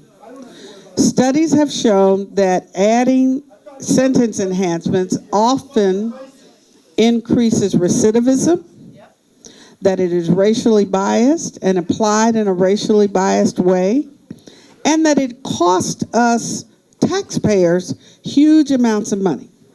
So in 2011, under the direction of the federal judge, the state of California was ordered to reduce the prison population. In 2012, we were asked as residents of Alameda County, as across the whole state, the state was asked to vote on Proposition 36. Over 75% of us who live here voted in favor of Proposition 36 to reduce and eliminate 3 strikes. That was the first step. In 2014, over 70% of us voted in favor of Proposition 47 to reduce the harsh sentences, long sentences, and felony charges. In 2016, over 70% of us voted, 2018, over 70% of us voted in favor of Proposition 57 to stop charging juveniles as adults. We voted consistent with the direction of the California legislature, which has passed law after law after law, and as lawyers, we have to follow the law. The commission in 2017 issued a report that was set up by Governor Newsom to look for the first time in decades at our sentencing structure. And they recommended that we stop using enhancements the way that we have done it consistently for the 3 reasons that I said at the beginning. Number 1, it's costing us a lot of money. And think about that. When we incarcerate, so an enhancement adds 25, an enhancement can add 5, 10, 15, 25 years to any sentence. So if I charge you with a robbery, let's take the case, the young man in Pleasanton. He was killed by a woman. She is charged with homicide. That carries 25 years to life. The request of certain people is that we add an enhancement that will add another 25 years to life, okay? By the time, if we continue to do that for everyone just automatically, by the time that person is released from prison, because these folks are going to be released from prison, we're going to take care of them because they won't be eligible for Social Security. They probably won't have family. They're going to be either on the street. They're going to be on public assistance. We're buying people when we use enhancements without regard to whether it fits the crime or not, okay? There's another case that we were asked to prosecute. It may be in the news. I think it is in the news. Young man robbed 2 women. Violent assault. Outrageous behavior. Totally unacceptable. We are not having it, okay? We charged him with a robbery charge and an enhancement. He's facing 13 years. And some more time because he was on parole. There are some people in that community that say I should charge him, this is his second offense, that I should charge him with a enhancement. One enhancement carries 50 years, another enhancement that carries 25 years, total enhancements 50 years. So 50 plus 13 is 63 years. I'm being asked to incarcerate this person. When he comes home, we are going to take care of him. So my office is in the process under the mandate of California legislature of resentencing people that have been incarcerated for 40, 50 years. If I am trying to do that because the legislature says this is what I have to do, why would I contribute to the problem on the front end if I'm trying to fix it on the back end? That doesn't make any sense to me.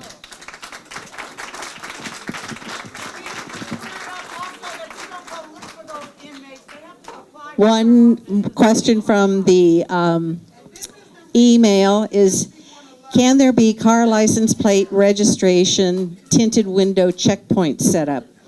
My understanding is the City of Oakland does not allow our police force to pull over cars for violations for illegally tinted windows and overdue license registration. This is of a concern because it seems like there's a lot of tinted windows that are being used in some of these. Good question. City Council again.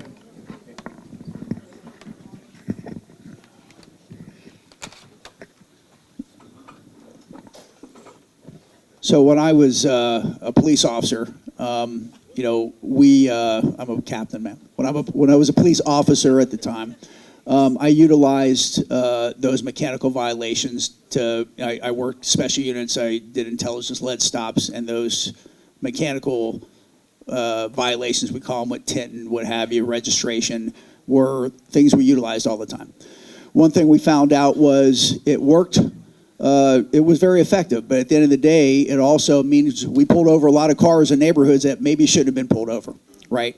So we left a negative imprint in that community, right? And that's one thing we realized, that those negative footprints carry weight, right? And so at the end of the day, the decision was made by the police department, not me, but by the police department and the policymakers, that mechanical violations were not going to be a priority and we're not going to be enforced in that manner. So at the end of the day, we deploy and make traffic violations for the most part. If we're using intelligence to pull over a car, we will still utilize those traffic violations. If we have direct intelligence that that person was involved in a violent crime, we will utilize that. But that's not our practice here at the Oakland Police Department, because we have seen the negative impacts of that as well. I will say that our motor units, the ones that we've been able to retain, we actually got our motor enforcement team back. We're able to utilize them in our high-intensity traffic network areas, we call them. So we are utilizing them to write public safety citations, pull people over for speeding, running stop signs, things like that, where people get killed and violently hurt. But we are not making those mechanical stops the way that we used to. So I agree, that is something that we've changed.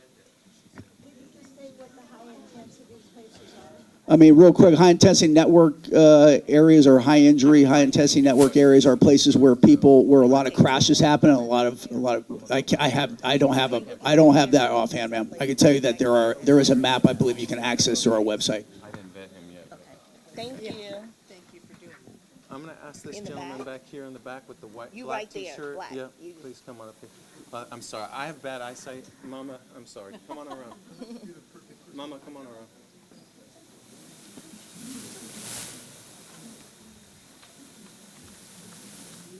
Thank you. Welcome. Keep it direct and short, okay? Yes, I just want to say, my understanding was that this was a community meeting, and we've all been talking about crime, and we've all been affected and impacted by crime. Why don't we start before the criminals become criminals?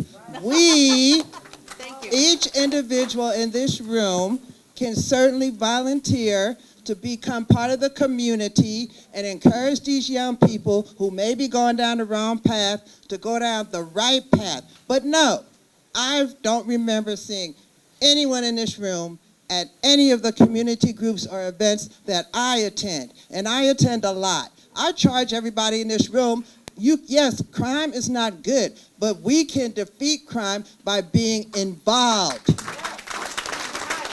I'm so tired of people saying, blah, blah, blah, blah, blah, blah. What you gonna do? What you gonna do? You want to take it from here? That lady sitting right there. She has the map right there. Mama, come on. Yes. Striped shirt. Come on up. Come on up. Soon give me a baby chair. I'm working on my squat.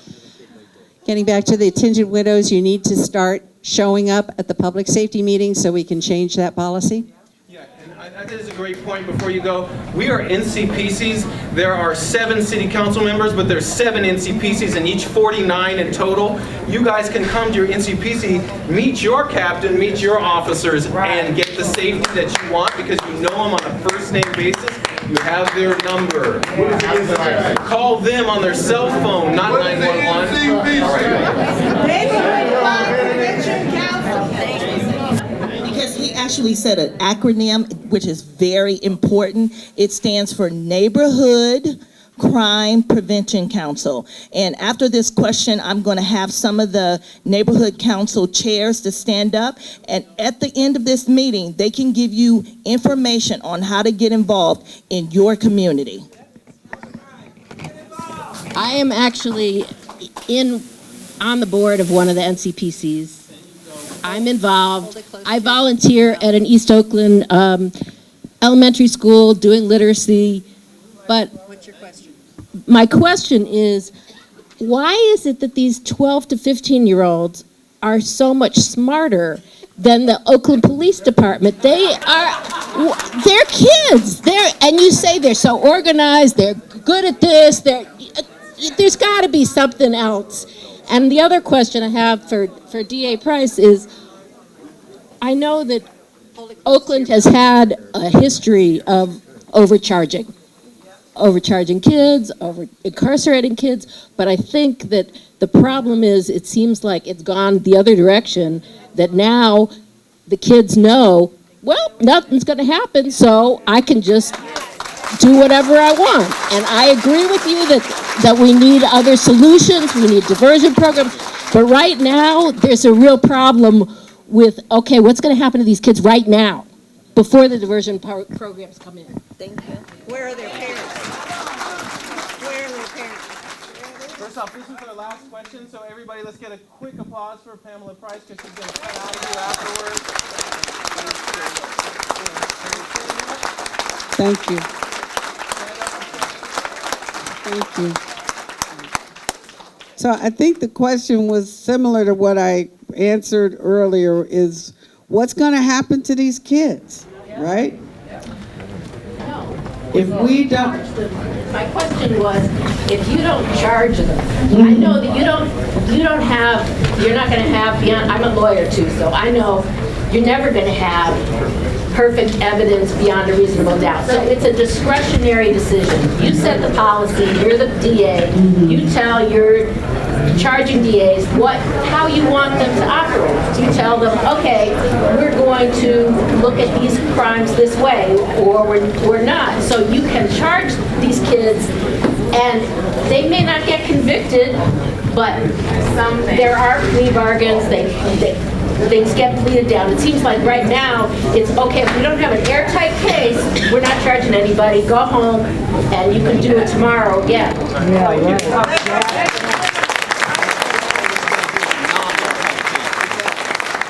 So you're asking me, am I going to prosecute people who I don't believe I can prove are guilty of a crime? So you're asking me to charge someone that I don't believe I can prove is guilty beyond a reasonable doubt because that standard is too high. You're a lawyer, so let's okay, so say it again then. Okay, say it again, because I'm not understanding as a lawyer, one lawyer to another, I'm not hearing what you're asking me. Yeah, there is never going to be an airtight case that you can 100% be certain that they're going to get convicted beyond a reasonable doubt. Juries do whatever they want.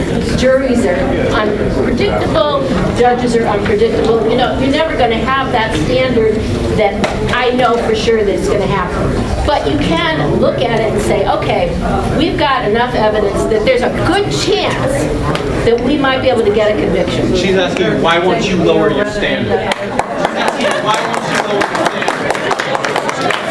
I think Nathan has it. Why won't I lower my standard? Because there is a standard, and I am a lawyer, and I swore, and I challenge every deputy who I swear in, and I swear them all in, to support and defend the Constitution of the United States and the Constitution of the state of California. And if you believe that none of my deputies are capable of proving a case beyond a reasonable doubt, you are mistaken. Because there are numerous children who are in our juvenile hall. I have been there. We are incarcerating young people. We have them at Camp Sweeney. We have them at juvenile hall. We have some of them under probation. If they meet the lawful legal standard, they have been charged. As you acknowledge, we've been overcharging young people in this community for decades. We are continuing to charge them according to the standard. I cannot direct the juvenile deputies to have a different standard for juveniles, a lower standard for juveniles than the deputies have for adults. And if we do that, then we betray our constitutional oath.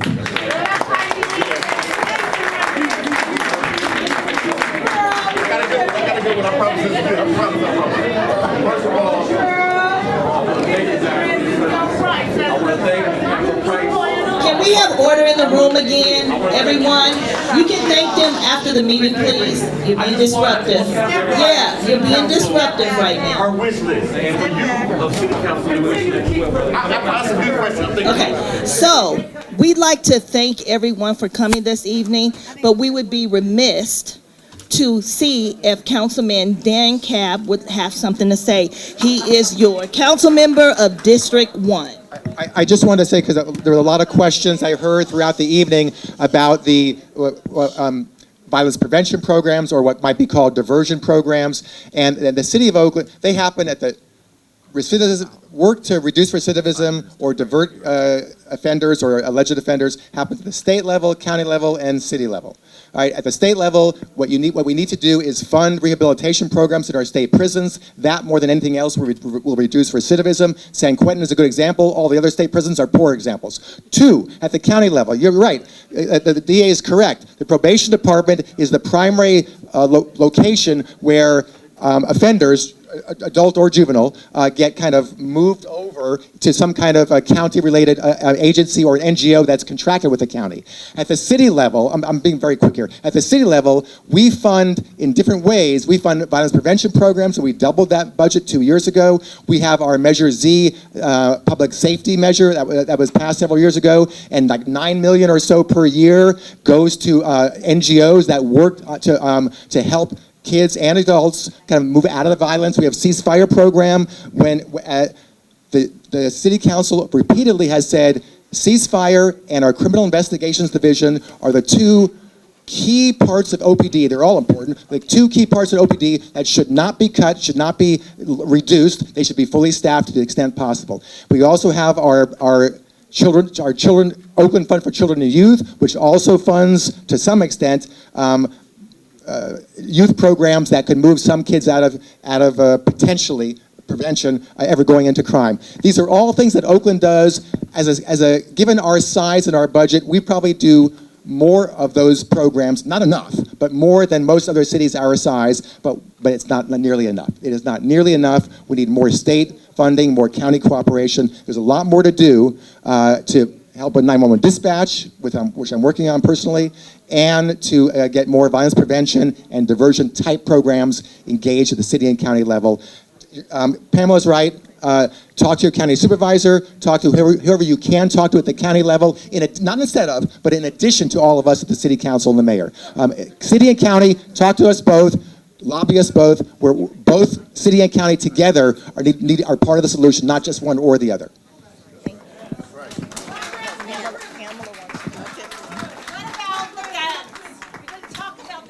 Exactly. Thank you.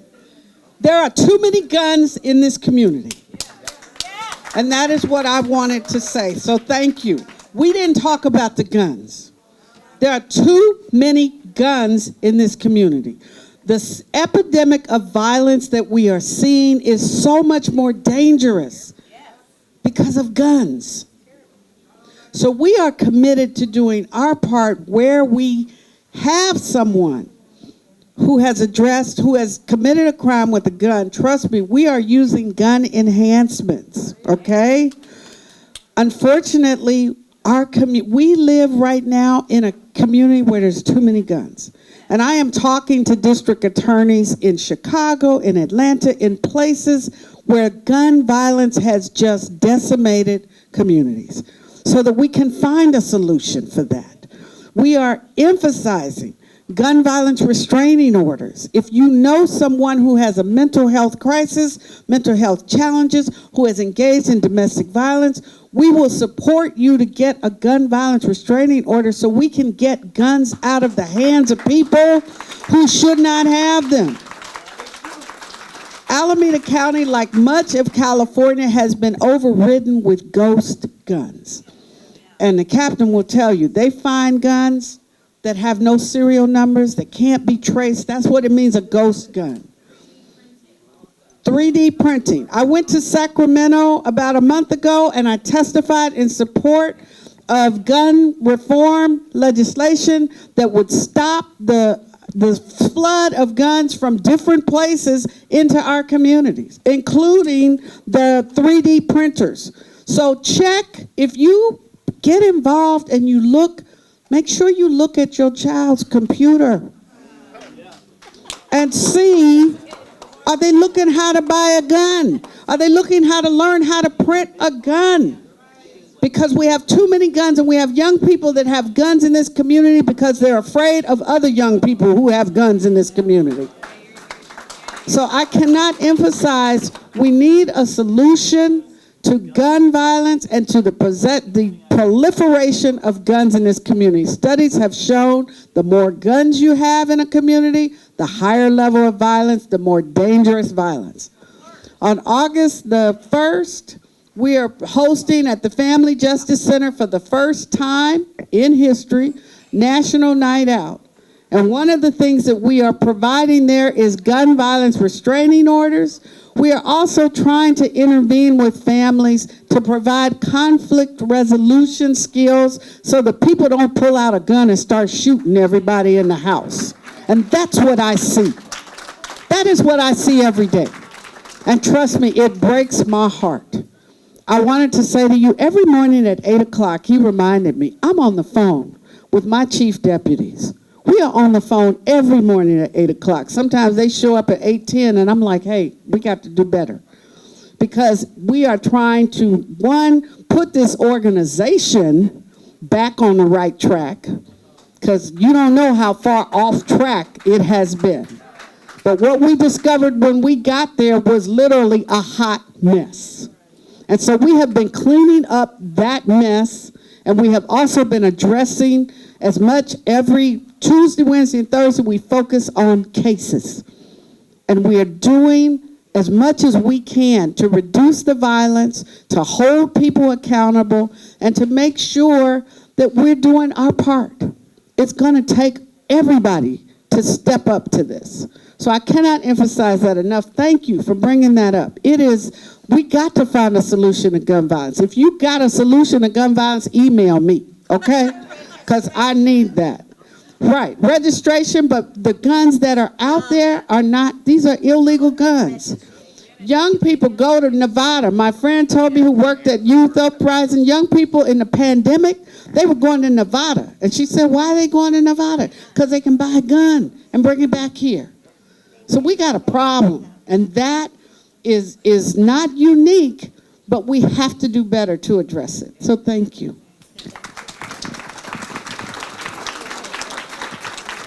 Accountability. We want our electeds to be held accountable. We want the police to be held accountable. We want Pamela Price to be held accountable. But what about you? What about you?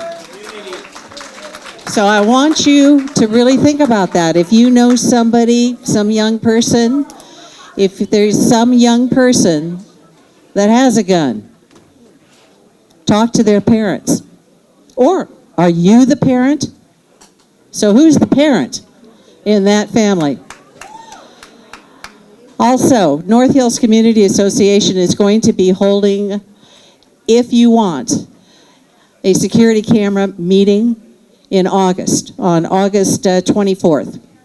We have held them in the past. If you are interested in putting a camera, a license plate reading camera, on your property, not facing into anybody's home, but you can do that, and we will tell you how. So if you want to raise your hand, are you interested in that at all? Okay, if you go on open forum, we'll be announcing it. Go to www.northhillscommunity.org, and then you can sign up on open forum, and we put out on that bulletin board information about safety, security, wildfire, and gardens. Okay, and thank you for coming tonight. Here's Angela. So I would like to acknowledge our Neighborhood Crime Prevention Council residents that are here. These are the community organizers that are in your community, and this is where you want to activate. You want to start within your community and then broaden out. So at this time, I'd like Adams Point to give a wave. Adams Point, very good, yeah. And we'd also like to thank Oakland Neighbors is in the house. West Oakland Neighbors in the house. We also have Rock Ridge here. We have Jack London that's here. Well, they were here. Maybe they left early. She back there in the back. Okay. And we have Montclair that's here in the house. Thank you. We had Prescott Neighbors. I don't know if they're still here.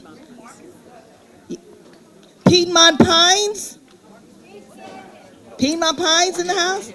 Very good. Am I missing anyone? I can't hear you.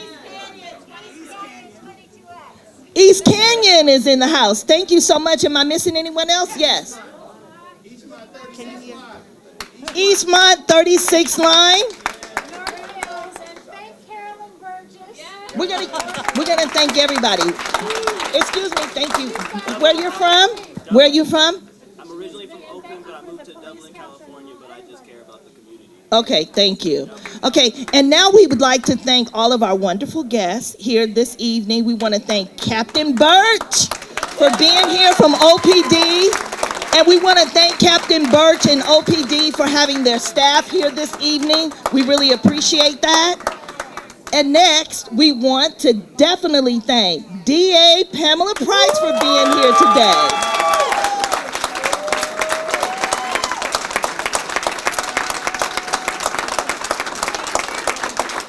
And we want to thank her staff that also accompanied her this evening. Thank you so much. And we want to thank Councilman Dan Capp for being here with us this evening.